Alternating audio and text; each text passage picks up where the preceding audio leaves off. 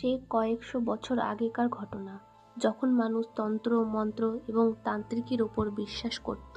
তারা বিশ্বাস করত তাদের উপর যদি তান্ত্রিকের আশীর্বাদ থাকে তবেই তারা সারা জীবন রোগমুক্ত থাকবে।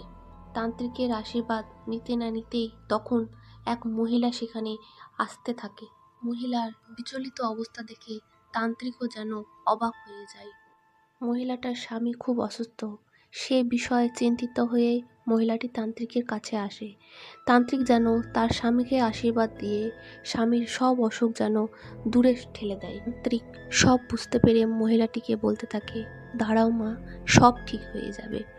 তান্ত্রিক মহিলাকে একটি মন্ত্র শিখিয়ে দেয় এবং বলে, তুমি ঘন জঙ্গলে যাবে ভোরবেলা এবং এই মন্ত্রটি পাঠ করবে 5 বার। এদিক ওদিক না তাকিয়ে খুব সুন্দরভাবে পাঠ করবে এবং ভয়ও পাবে না।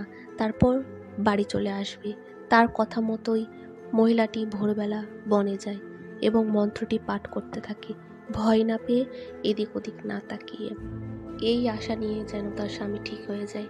বাড়িতে আসতে আসতে সে একটি চমৎকার ঘটনা দেখতে পায়। সে দেখতে পায় যে তার স্বামী ঠিক হয়ে গেছে এবং বাড়ির বারান্দাতে বসে আছে, একদম সুস্থ স্বাভাবিক মানুষের মতো। মহিলা অবাক হয়ে যায় এবং সব ঘটনা বলে। তারপর তার স্বামী সুস্থ হয়ে নাচতে থাকে।